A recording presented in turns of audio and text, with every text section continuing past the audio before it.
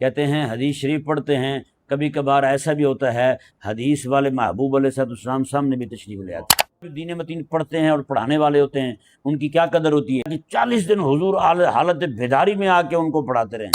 جس گھر کے اندر سنن ترمذی موجود ہو، ماتے ہیں کہ وہ گھر ایسا ہے جیسے خود امام الانبیاء موجود ہیں۔ جس گھر کے اندر سنن ابی داؤد ہو، میں کہ وہ گھر ایسا ہے جیسے اس گھر کے اندر خود حضور تشریف فرمائے ہیں، نہ صرف یہ کہ حضور تشریف فرمائے بلکہ حضور کلام بھی فرمائے۔ جماعت بنتی ہے نظریے سے۔ جو بچہ یوں بچپن میں اکیلا دشت و بیاباں کو اپنا گھر بنانے کی ہمت رکھتا ہو نا، وہی بچہ ہی بڑا ہو کر کے اللہ تبارک و تعالیٰ کے ہاں لشکر اور جماعت اور امت بننے کی ہمت رکھتا ہے۔ ان ابراہیم کان امۃ قانتا للہ حنیفا ولم یک من المشرکین۔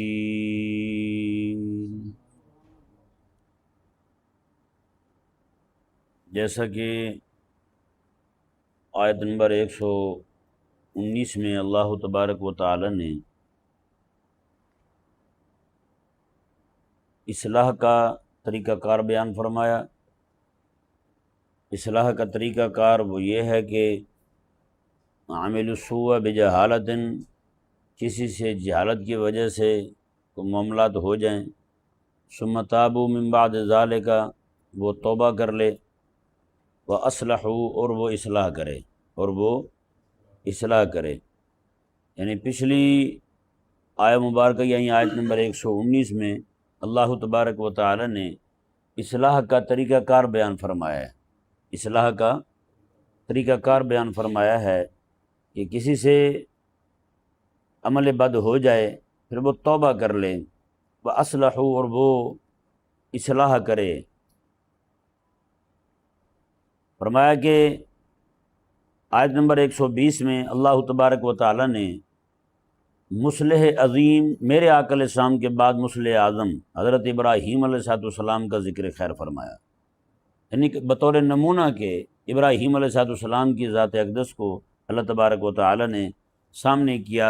میں کیونکہ جو بھی بندہ اصلاح کے لیے آگے بڑھے گا اس کے لیے کوئی نہ کوئی نمونہ ہونا چاہیے، کوئی نہ کوئی ایسی ذات ہونی چاہیے جسے دیکھ کے وہ اپنا اصلاح کا معاملہ کر سکے۔ تو اس لیے آیت نمبر 119 اور 120 جو ہے ان کے آگے پیچھے ذکر ہونے میں، یعنی ایک آیہ مبارکہ میں اصلاح کا طریقہ کار بیان کیا اور دوسری آیہ مبارکہ میں اللہ تبارک و تعالی نے جو مصلح عظیم ہیں ان کا ذکر فرمایا۔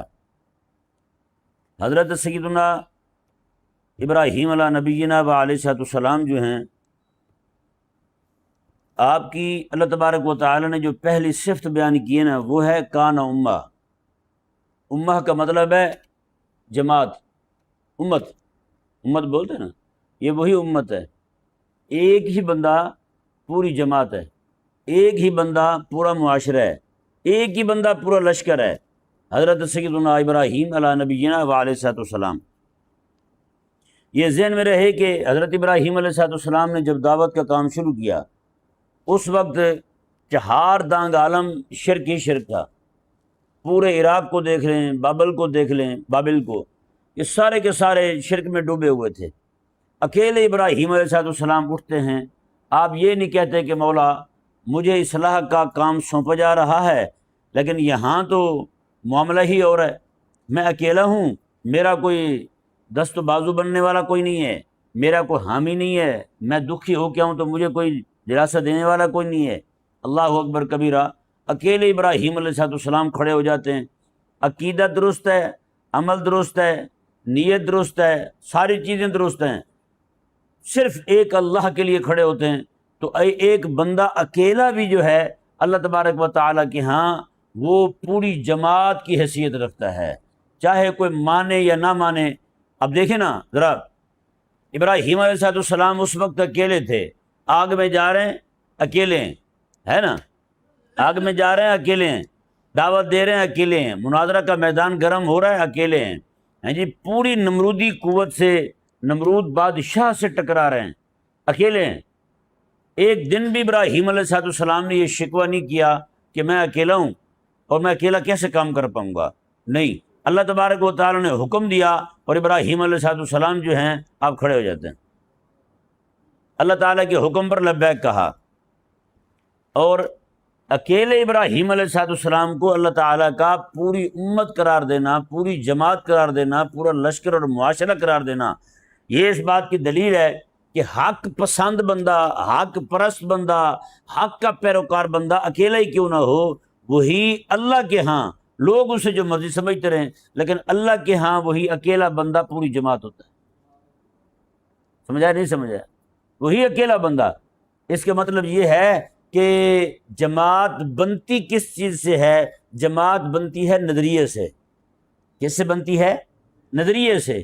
نظریہ ہو گیا، عقیدہ ہو گیا، اعتقاد ہو گیا، صحیح فکر ہوگی، عقل سلیم ہو گیا، یہ چیزیں جس کے پاس جمع ہو جائیں، وہ چاہے اکیلا بندہ ہی کیوں نہ ہو، وہ جماعت ہوتا ہے۔ اور یہ ذہن میں رہے، چاہے ایسا بندہ دنیا کے اندر اکیلے زندگی گزار کے جائے، اللہ تبارک و تعالیٰ ایک وقت آتا ہے اس بندے کے پیچھے جماعتیں کھڑی کر دیتا ہے، ایک جماعتیں کھڑی کر دیتا ہے۔ جو بندہ اپنے وقت میں تنہا جماعت بن کے رہے، اپنے عقیدہ صحیحہ کی بنیاد پر اور نظریہ صحیح کی بنیاد پر اکیلا بندہ جماعت بن کے رہے، چاہے اس کی موت جو ہے وہ تنہائی میں ہی کیوں نہ ہو، لیکن جب فوت ہو جائے دنیا سے، پھر اللہ تبارک و تعالی جماعتوں کی جماعتیں کھڑی کر دیتا ہے۔ اب ذرا بتائیں، حضرت ابراہیم علیہ السلام جو ہیں، اس وقت آپ کے پیچھے اتنے لوگ تھے؟ آج کروڑوں لوگ ہیں جو نماز پڑھتے ہیں، تب تک سلام نہیں پھیرتے جب تک درود میں ابراہیم علیہ السلام کا نام نہ لے لیں۔ بتائیں، ابراہیم علیہ السلام جو اپنی ظاہری حیات مبارکہ میں اکیلے ہی اپنے عقیدہ صحیحہ کی بنیاد پر جماعت بن کے رہے تھے، آج اللہ تبارک و تعالیٰ نے لشکروں کے لشکر ان کے پیچھے کھڑے کیے یا نہیں کیے؟ یہ بات ہے، اکیلے ابراہیم علیہ السلام تھے، آج لشکروں کے لشکر ان کے پیچھے کھڑے۔ وہ ایک الگ بات ہے، یہودی اور نصرانی بھی اپنے آپ کو ابراہیم علیہ السلام کا پیروکار کہتے ہیں، وہ ایک الگ بات ہے کہ وہ نافرمان ہیں حضرت ابراہیم علیہ السلام کے، لیکن سچے پیروکار جو ہیں اس دنیا کے اندر، وہ میرے حبیب کریم علیہ السلام کی اقتداء میں جو کھڑے ہوئے ہیں، وہی سچے پیروکار ہیں ابراہیم علیہ السلام کے۔ آپ دیکھیں، حضرت سیدنا امام اعظم ابو حنیفہ رضی اللہ تعالیٰ عنہ جو ہیں، آپ کی وفات کیسے ہو رہی ہے؟ جیل میں ہو رہی ہے۔ جیل میں امام اعظم ابو حنیفہ رضی اللہ تعالیٰ عنہ کی وفات ہو رہی ہے، اور آپ کو زہر پلایا گیا امام اعظم ابو حنیفہ رضی اللہ تعالیٰ عنہ کو۔ یعنی ایک وقت ہے کہ یوں تنہا ہیں کہ آپ کی وفات جیل میں ہو رہی ہے، یعنی اتنا لشکر نہیں ہے ان کے پاس کہ حکومت سے ٹکرا سکے اور حضرت سیدنا امام اعظم ابو حنیفہ رضی اللہ تعالیٰ عنہ کو جیل سے نکلوا سکے، بالکل نہیں ہے۔ بلکہ آپ کے شاگرد جو پڑھنے جاتے ہیں آپ کے پاس، وہ بھی جیل کی کوٹھری کے باہر بیٹھ کے پڑھتے ہیں۔ امام اعظم ابو حنیفہ رضی اللہ عنہ اندر سے پڑھاتے ہیں، یہ باہر سے۔ امام ابو یوسف رضی اللہ تعالیٰ عنہ، خود امام محمد رضی اللہ تعالیٰ عنہ، ان کے اسباق بھی ناغہ نہیں ہوئے تھے جو پڑھتے تھے، جیل کے دروازے پہ پہنچتے تھے امام اعظم ابو حنیفہ رضی اللہ تعالیٰ عنہ کے پاس پڑھنے کے لیے۔ اب بتائیں، پوری دنیا کے اندر آپ جہاں بھی چلے جائیں، اس وقت پوری دنیا میں جہاں کہیں بھی آپ چلے جائیں، کوئی علاقہ آپ کو حنفیوں سے خالی نہیں ملے گا۔ دات علی اجمیری حنفی، خواجہ اجمیری حنفی، کتنے بڑے بڑے بزرگ ہیں یہاں، وہ سارے کے سارے امام ابو حنیفہ رضی اللہ عنہ کے پیچھے ہاتھ باندھ کے کھڑے ہوئے، ہے یا نہیں؟ تب یوں تنہائی تھی کہ اکیلے جناب جیل میں پڑے ہوئے ہیں، وہیں جناب زہر کا پیالہ پلایا جا رہا ہے آپ کو، اور آپ دنیا سے جا رہے ہیں، شہادت کی موت کو گلے لگا رہے ہیں۔ اتنی جماعت نہیں ہے، اتنا لشکر نہیں ہے کہ آپ کو رہا کروا سکے۔ لیکن آج جو ہے وہ امام اعظم ابو حنیفہ رضی اللہ تعالیٰ عنہ کو دیکھ لیں، ہاں جی، ایک بار کچھ لوگوں نے سفر کیا تھا، ہاں جی، بالکل جناب وہ آخری کونے پہ پہنچے، وہاں لوگ جو ہیں ان سے حال احوال معلوم کیا گیا، وہ زیادہ تو کچھ نہیں جانتے تھے، لیکن وہ رسول اللہ علیہ السلام کا نام جانتے تھے اور امام ابو حنیفہ کا نام جانتے تھے، ہیں جی، آقا علیہ السلام کا چونکہ کلمہ پڑھتے تھے، اور ان سے جب پوچھا گیا تو کہ آپ کسی عالم کو جانتے ہیں، انہوں نے کہا جی ابو حنیفہ کو جانتے ہیں، ابو حنیفہ کو جانتے ہیں، یعنی وہ بالکل آخری کونے پہ بیٹھے ہوئے لوگ وہ بھی حنفی تھے، ہیں جی۔ آج چائنا کو دیکھ لیں، ہند کو، پورے برے صغیر کو دیکھ لیں، سارے حنفی ہیں، ہے یا نہیں؟ پورے ترکی کو دیکھ لیں، سارے حنفی ہیں۔ کہاں کہاں پہ امام اعظم ابو حنیفہ رضی اللہ تعالیٰ عنہ کا فیضان پہنچا ہے۔ اللہ اکبر کبیرہ۔ پھر حضرت امام بخاری رحمہ اللہ کو آپ دیکھ لیں کیسے اللہ تعالیٰ نے ان کو جماعت بنایا، اپنے دور میں وہ جماعت بن کے رہنے کی اللہ تبارک و تعالیٰ نے ان میں ہمت پیدا کی۔ 8-9 سال عمر ہے، آپ کی اماں آپ کو مکہ چھوڑ آتی ہیں، 8-9 سال کی عمر ہے امام بخاری رحمہ اللہ کی، آپ کی اماں جاتی ہیں وہاں مکہ مکرمہ چھوڑ آتی ہیں کہ میرا بیٹا یہاں رسول اللہ علیہ السلام کی حدیث پڑھے گا۔ آج کی ماں، کسی ماں میں ہمت ہے کہ اپنے بیٹے کو باقی چھوڑیں فجر کی نماز میں بھیج دیں؟ ماؤں کو ہمت نہیں پڑتی کہ بیٹا فجر کی نماز پڑھنے مسجد چلا جائے۔ اور امام بخاری رحمہ اللہ کی اماں اپنے بیٹے کو 8-9 سال کی عمر میں مکہ اکیلے چھوڑ کے آ جاتی ہیں۔ جو بچہ یوں بچپن میں اکیلا دشت و بیاباں کو اپنا گھر بنانے کی ہمت رکھتا ہو نا، وہی بچہ ہی بڑا ہو کر کے اللہ تبارک و تعالیٰ کے ہاں لشکر اور جماعت اور امت بننے کی ہمت رکھتا ہے۔ حضرت امام بخاری رحمہ اللہ جو ہیں، آپ پڑھنے کے بعد جب اپنے علاقہ واپس آئے اپنے وطن پہ، یہاں آپ پڑھاتے تھے، جہاں آپ چوک میں گزر رہے ہیں نا 80 ہزار لوگ آپ کو روک لیتے تھے، آپ جا رہے ہیں، آپ حضور کی حدیث سے سناتے جائیں۔ ہمیں چوکوں میں لوگ یوں روک لیا کرتے تھے امام بخاری رحمہ اللہ کو، لیکن ایک وقت آیا کہ امام بخاری رحمہ اللہ کو لوگ حاسدین جو ہیں انہوں نے دیکھا، ان کو تکلیف ہونے لگی، حاسدین پہنچے حاکم کے پاس، ان کو جا کے کہا کہ اس کا مرتبہ اور مقام ہم سے برداشت نہیں ہو رہا، یہ ہم سے برداشت نہیں ہو رہا، اس کو ذرا پیچھے کرو۔ حاکم گورنر نے کہا کہ امام بخاری رحمہ اللہ کو کہ آپ میرے گھر میں آ کے میرے بچوں کو پڑھائیں۔ امام بخاری رحمہ اللہ نے انکار کر دیا، فرمایا کہ یہ والا کام مجھ سے نہیں ہوتا، تیرے بیٹے اگر پڑھنا چاہتے ہیں حدیث تو جیسے باقی طالب علم پڑھتے ہیں ویسے ہی ان کو بھی پڑھاؤں گا، میرے پاس چل کے، میں نہیں آؤں گا کسی کے گھر پڑھانے کے لیے۔ امام بخاری رحمہ اللہ پھر اس نے کہا کہ چلو میں بچے بھیجتا ہوں، آپ جو ہے نا ان کو ذرا الگ سے ٹائم دیں، یہ خاص بچے ہیں، یہ عام تھوڑی ہیں۔ اللہ اکبر۔ امام بخاری رحمہ اللہ نے فرمایا نہ، جیسے باقی لوگوں کے بچے پڑھیں گے ویسے تیرے بچے پڑھیں گے، ان کے ساتھ بٹھا کے پڑھاؤں گا میں۔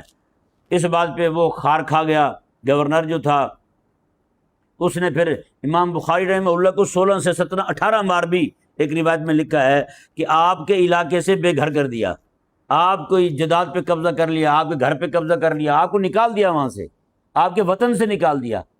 اللہ اکبر کبیرہ۔ جب آخری بار آپ کو نکالا گیا نا آپ کے علاقے سے، حضرت امام بخاری رحمہ اللہ جو ہے نا، آپ اپنے شہر سے باہر نکلے، وہیں پہ کھڑے ہو کے رو رہے ہیں اللہ تعالیٰ کی بارگاہ میں، کہنے لگے مولا مجھ میں ہمت نہیں رہی یہاں سے، اب میں کتنی ہجرت کرتا رہوں، کتنا میں یہاں سے نکالا جاتا رہوں، کتنا میرا اخراج کیا جائے گا، کب تک مجھے یہاں سے نکالتے رہیں گے، اب مجھ میں ہمت نہیں رہی، یا اللہ بس مجھے اپنے پاس بلا لے۔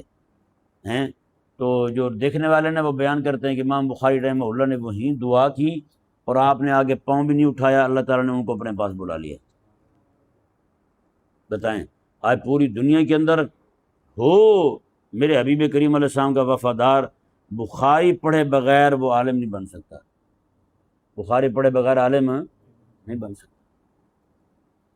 حضرت امام عبدالوہاب شارانی رحمہ اللہ ارشاد فرماتے ہیں کہ ہم 8 لوگ تھے، ان میں ایک حنفی عالم بھی تھے، ہم 8 لوگوں کو کریم آقا علیہ السلام نے جاگتے ہوئے حالت بیداری میں پوری بخاری خود پڑھائی ہے، پوری بخاری حضور نے خود پڑھائی ہے، اندازہ لگائیں۔ اور اسی طرح امام بخاری ایک امام تھے بہت بڑے، وہ فرماتے ہیں کہ میں امام شافعی رضی اللہ عنہ کی کتاب پڑھتا تھا، خواب میں ایک دن مجھے آقا علیہ السلام کی زیارت ہوئی، آقا علیہ السلام نے، میں تو کب تک شافعی کی کتاب پڑھتا رہے گا، تو میری کتاب نہیں پڑھتا؟ میں نے کہا یا رسول اللہ آپ کی کتاب کون سی ہے؟ آقا علیہ السلام نے فرمایا کہ صحیح بخاری جو ہے وہ میری جو کتاب ہے، وہ میری جو کتاب ہے صحیح بخاری۔ اب اندازہ لگائیں پوری دنیا کے اندر اللہ نے کتنی بڑی جماعتیں امام بخاری کے پیچھے کھڑی کر دی ہیں۔ کوئی بندہ ایسا نہیں ہے یہاں جو اپنی سند حدیث کو بیان کرے اور اس میں امام بخاری کا نام نہ آئے، امام بخاری رحمہ اللہ کی کتاب کا نام نہ آئے، یہ ہو نہیں سکتا، کیونکہ پھر اس کتاب کو ایسا اعزاز حاصل ہوا کہ فرمایا کہ اللہ تعالیٰ کی کتاب یعنی قرآن کریم کے بعد اصح ترین کتاب جو ہے امام بخاری رحمہ اللہ کی بخاری شریف ہے۔ اور اگلی حیران کن بات دیکھیں، جیسے میں نے اگلے دن عرض کیا تھا، میرے آقا علیہ السلام سب سے بڑے مصلح ہیں، آقا علیہ السلام کے بعد سب سے بڑے مصلح کوئی ہیں تو حضرت ابراہیم علیہ السلام ہیں۔ میرے آقا علیہ السلام مصلح اعظم ہیں، حضور کے بعد مصلح عظیم کی کوئی ہستی کسی کا نام آتا ہے تو امام بخاری رحمہ اللہ کا نام آتا ہے۔ ابراہیم علیہ السلام کا نام آتا ہے۔ اور پھر دیکھیں جیسے اللہ تعالیٰ کی کتاب ہے، سب سے افضل ترین کتاب قرآن کریم ہے، قرآن کریم کے بعد سب سے پہلے کسی کتاب کا نام آتا ہے تو امام بخاری رحمہ اللہ کی کتاب بخاری شریف کا نام آتا ہے۔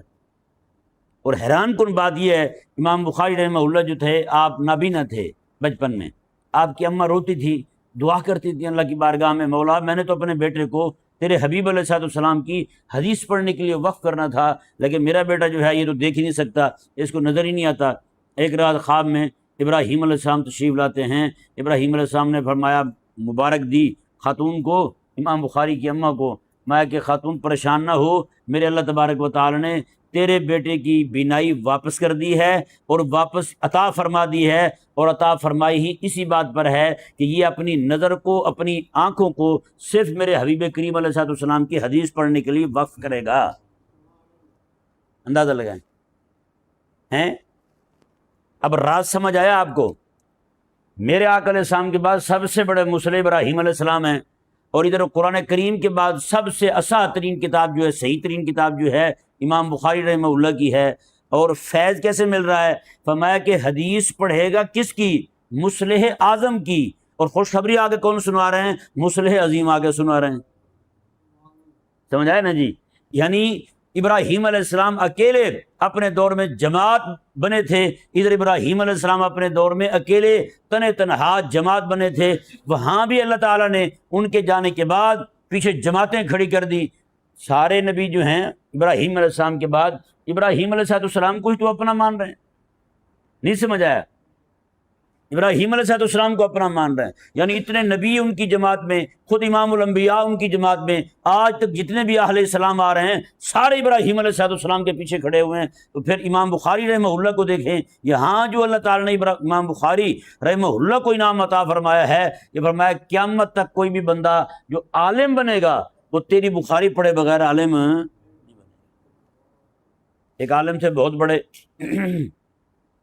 ان کے جامع میں کہ ایسے سمجھیں کہ ان کا آخری دور ہی تھا جب میں نے ہوش سنبھالی، ان کے جامع میں جب بچے باقی کتابیں پڑھتے تھے، پڑھتے جب بخاری پر پہنچتے تھے نا، کریم آقا علیہ السلام خود زیارت کروایا کرتے تھے ان کے مدرسے کے بچوں کو، سمجھا نا؟ ان کو زیارت ہوتی تھی جب بخاری شریف شروع کرتے تھے۔ اور میں آپ کو ایک بات، امام حضرت پیر میر علی شاہ صاحب رحمہ اللہ آپ خود فرماتے تھے کہ حدیث شریف جب سے پڑھنے لگے ہیں نا، کہتے ہیں حدیث شریف پڑھتے ہیں، کبھی کبھار ایسا بھی ہوتا ہے حدیث والے محبوب علیہ السلام سامنے بھی تشریف لے آتے ہیں۔ کل میرے پاس علماء تشریف لائے ہوئے تھے، میں ان کو بتا رہا تھا، ہند میں ہی ایک بہت بڑے عالم تھے، وہ حدیث شریف پڑھاتے تھے، تو ان کو کوئی مرض لاحق ہو گیا، 40 دن کے لیے انہوں نے اسباق نہیں پڑھائے۔ یہ غور سے سنیے گا ذرا، 40 دن کے لیے انہوں نے اسباق نہیں پڑھائے۔ 40 دنوں کے بعد جب وہ آئے نا سبق پڑھانے کے لیے، جہاں سبق روکا تھا وہاں سے شروع کرنے لگے، جہاں روکا تھا وہیں سے شروع کرنے لگے۔ شاگردوں نے کہا استاد جی کل آپ نے یہ پڑھایا تھا، پرسوں یہ پڑھایا تھا، اسے پرسوں یہ پڑھایا تھا۔ اور بیٹا میں تو آیا نہیں، کل بھی نہیں آیا، آپ آئے تھے پرسوں، انہوں نے کہا آئے تھے، انہوں نے کہا اس سے پرسوں، انہوں نے کہا آئے تھے۔ بعد میں جب وہ مراقب ہوئے حبیب کریم علیہ السلام کی بارگاہ میں کہ یا رسول اللہ مجھے تو یہ بات سمجھ نہیں آ رہی، حبیب کریم، غور سے سنیے گا، حبیب کریم علیہ السلام نے فرمایا کہ سنو، میں نے کہا تمہارے اسباق کا ناغہ ہوگا، میں تمہاری جگہ آ کے سبق پڑھاتا رہا ہوں۔ 40 دن خود حضور نے سبق پڑھایا ان کی جگہ بیٹھ کر، کسی کو پتہ نہیں چلنے دیا۔ اور پھر انہوں نے وہ جو تخت تھا اسی وقت جناب وہ چھلانگ لگائی، نیچے اتر گئے، کہا کہ یار یہ جو تخت ہے جس پہ بیٹھ کے میں پڑھاتا تھا، اس تخت پہ بیٹھ کے خود حضور 40 دن بیٹھتے رہے۔ اب سمجھ آیا جناب جو دین متین پڑھتے ہیں اور پڑھانے والے ہوتے ہیں ان کی کیا قدر ہوتی ہے۔ میں کہ 40 دن حضور حالت بیداری میں آ کے ان کو پڑھاتے رہے۔ کیا پڑھاتے رہے؟ یہی بخاری اور مسلم پڑھاتے رہے۔ اور ہمارے علماء نے لکھا ہے باقاعدہ، اس میں کوئی آر اور باک والی بات نہیں ہے کہ جناب یہ بات کرتے ہوئے جناب ہمیں شرم آئے گی کہ فلانا جیل میں پڑ جائے گا تو فلانا پڑ جائے گا، یہ بات ہی ایسی ہے۔ میں کہ جو جس گھر کے اندر سنن ترمذی موجود ہو، سنن ترمذی شریف موجود ہو، ماتے ہیں کہ وہ گھر ایسا ہے جیسے خود امام الانبیاء موجود ہیں، خود حضور تشریف فرما ہے۔ اور آگے پھر سنن ابی داؤد کے لیے فرمایا کہ جس گھر کے اندر سنن ابی داؤد ہو، فرمایا کہ وہ گھر ایسا ہے جیسے اس گھر کے اندر خود حضور تشریف فرمائے ہیں۔ نہ صرف یہ کہ حضور تشریف فرمائے بلکہ حضور کلام بھی فرما رہے ہیں، حضور کلام بھی فرما رہے ہیں، حضور خود بول رہے ہیں جس گھر کے اندر سنن ابی داؤد شریف ہو۔ بتائیں یہ اعزاز ان کو کیسے حاصل ہو رہا ہے؟ یہ صرف اس لیے اعزاز حاصل ہو رہا ہے کہ زندگی کے اندر انہوں نے جماعت بن کے رہنا سیکھا تھا، چاہے اکیلے کیوں نہیں تھے، آگے پیچھے کوئی ان کی پیروی کرنے والا کوئی نہیں تھا، ان کی کوئی سننے والا کوئی نہیں تھا۔ وہ ایک امام تھے، بہت بڑے تابعی تھے، ان سے کسی نے پوچھا یار تیرے استاد کے شاگرد کتنے ہوتے تھے جب وہ پڑھاتے تھے؟ انہوں نے کہا میرے استاد کے شاگرد جو ہے نا، کہتے ہیں کبھی ایک بندہ آتا تھا پڑھنے کے لیے پورے دن میں، کبھی 2 آتے تھے، کبھی جا کے 3 آ جاتے تھے۔ انہوں نے کہا اور کئی دن تو ایسے ہوتے تھے میرے استاد اکیلے بیٹھے رہتے تھے، وہ ایک بندہ بھی نہیں آتا تھا، ایک بندہ بھی نہیں آتا تھا۔ کہا جیسے میرے استاد فوت ہوئے اللہ تبارک و تعالی نے ان کی شاگردوں کی تعداد بڑھا دی، یعنی کہ ان کے شاگرد یوں ہوئے کہ سارے ان کی بیان کردہ روایات کو ڈھونڈتے تھے، وہ یار کسی نے ان سے پڑھا ہو تو ہمیں بھی پڑھا دے، کسی نے ان سے پڑھا ہو تو ہمیں بھی پڑھا دے۔ پھر ڈھونڈ کے لوگ جو ہیں وہ ہمارے استاد کے شاگردوں کو ان کے پاس پڑھ کے پھر ہمارے استاد کے شاگردوں کی جماعتیں کھڑی ہو۔ بتائیں یہ جو ہے نا، صرف جو بندہ جماعت بننے کی اہلیت رکھتا ہو، وہ احساس رکھتا ہو اپنے اندر، صرف عقیدہ صحیح کی بنیاد پر، صحیح نظریہ کی بنیاد پر جو بندہ یہ ہمت رکھتا ہو، اپنے اندر یہ صلاحیت رکھتا ہو، وہ بندہ چاہے دنیا سے اکیلے کیوں نہ چلے جائے، اللہ تبارک و تعالیٰ اس کے جانے کے بعد جماعتیں کھڑی کر دیتا ہے اس کے پیچھے۔ بتائیں نا، آج کوئی مسلمان ایسا ہے جو بندہ کما صلی تعالیٰ ابراہیم پڑھے بغیر نماز پوری کر دے؟ بتائیں، سچی بات ہے، ہمیں تو یہ بھی پتہ نہیں ہوگا، کتنے سارے لوگوں کو جن کو یہ بھی پتہ نہیں ہوگا ابراہیم علیہ السلام کے ابا جان جو ہے ان کا نام کیا ہوگا، ان کی اماں کا نام کیا تھا، نہیں پتہ ہوگا۔ یہ بھی پتہ نہیں ہوگا وہ کس علاقے میں تھے، لیکن یہ پتہ ہے اسے کہ نماز پڑھنی ہے تو کما صلی تعالیٰ ابراہیم ضرور پڑھنا ہے، کما بارک تعالیٰ ابراہیم ضرور پڑھنا ہے۔ سمجھ آیا نہیں سمجھ آیا؟ تو اس لیے کوئی بھی بندہ، جو بندہ اصلاح کا کام لے کے کھڑا ہو نا، وہ کبھی بندہ اپنے آپ کو اکیلا نہ سمجھے، یہ نہ سمجھے کہ میں اکیلا ہوں کیا بنے گا۔ اکیلے ہی لوگ چلے تھے، اللہ تبارک و تعالیٰ نے پیچھے لشکر کھڑے کر دیے، اللہ تعالیٰ نے پوری جماعتیں ان کے پیچھے کھڑی کر دی۔ ہمارے اس امت میں آپ دیکھ لیں کتنے بڑے بڑے لوگ ہیں، اکیلے چلے تھے۔ آپ بتائیں نا، امام احمد بن حنبل رضی اللہ تعالیٰ عنہ جس دور سے آپ گزرے ہیں، اس دور کے اندر کتنے علماء تھے؟ صرف 4-5 بندے تھے جنہوں نے امام احمد بن حنبل رضی اللہ تعالیٰ عنہ کے مسلک کی حمایت کی تھی، اور وہ بھی جب بیچارے 1-2 فوت ہو گئے مار کھا کے، باقی جو تھے ان کو جب مارے پڑی تو وہ بھی انہوں نے کہا کہ چلو اوپر سے ان سے معذرت کرتے ہیں اور سائڈ پہ ہو جاتے ہیں۔ اکیلے بچے احمد بن حنبل تھے، قسم خدا کی اکیلے احمد بن حنبل بچے، اور ماریں ایسی کھائیں، اللہ اکبر کبیرہ، کئی 100 کلومیٹر دور کا علاقہ آپ کو ہاتھی کے ساتھ پیچھے باندھ کے اور آپ کے پاؤں میں بیڑیاں ڈال کے آپ کو یوں چلا کے کئی 100 کلومیٹر کا علاقہ آپ سے یوں طے کروایا گیا۔ بتائیں، اور آپ جب نیچے گرتے تھے تو آپ کو جناب نعوذ باللہ وہ لوگ گالیاں بھی دیتے تھے اور مارتے بھی تھے۔ یہ حساب تھا، یہ معتدلہ نے سارا ظلم کروایا تھا امام احمد بن حنبل رضی اللہ تعالیٰ عنہ پر۔ لیکن قسم خدا کے کہہ رہا ہوں، پوری امت کا عقیدہ بچا ہے تو اس احمد بن حنبل اکیلے کی وجہ سے بچا ہے، اکیلے احمد بن حنبل کی وجہ سے بچا ہے۔ اگر اس وقت امام احمد بن حنبل رضی اللہ تعالیٰ عنہ بھی گر جاتے تو آج یہ عقیدہ ہمارے ہاتھ میں نہ ہوتا۔ خلق قرآن کا معاملہ اٹھا تھا یہ صرف اسی وجہ سے۔ دیکھیں، اکیلا بندہ جماعت بننے کی رکھتا تھا صلاحیت، اللہ تبارک و تعالیٰ نے آج بتائے نا کتنے لوگ ہیں، آج ہم لوگ مانتے کسے ہیں، اس میں تقلید کسی کرتے ہیں، امام ابو حنیفہ کرتے ہیں، لیکن ہماری کتابوں میں لکھا ہوا امام و اہل سنہ احمد بن حنبل رضی اللہ تعالیٰ عنہ۔ خود حضرت سیدنا شیخ الامام عبد القادر جیلانی رضی اللہ تعالیٰ عنہ، آپ بھی امام احمد بن حنبل رضی اللہ تعالیٰ عنہ کے پیروکار۔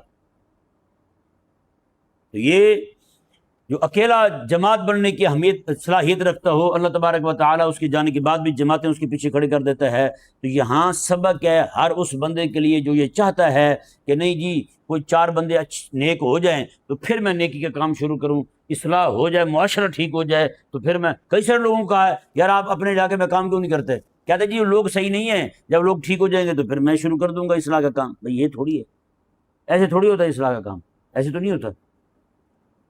مصلح وہی بنتا ہے جو اکیلا چلنے کی صلاحیت رکھتا ہو، اکیلا چلنے کی سوچ رکھنے والا ہو۔ اکیلا چلے گا تو اللہ تبارک و تعالیٰ جماعتیں کھڑی کرے گا اس کے پیچھے۔ اگر اکیلا چلنے کی وہ نہیں رکھتا، اپنے اندر قابلیت نہیں رکھتا، اپنی سوچ نہیں رکھتا، تو پھر وہ کبھی بھی وہ پھر ہوا کے ساتھ ہی بہتا جائے گا۔ جس طرف کو ہوا آ رہی ہے نا، جس طرف جا رہی ہے اسی طرف ہی جائے گا۔ حالانکہ مصلح جو ہوتا ہے ہمیشہ وہ جس طرف سے ہوا آ رہی ہو اسی طرف ہی چلتا ہے یہ نہیں؟ اللہ تبارک و تعالی ہم سب کو سمجھنے کی توفیق عطا فرمائے۔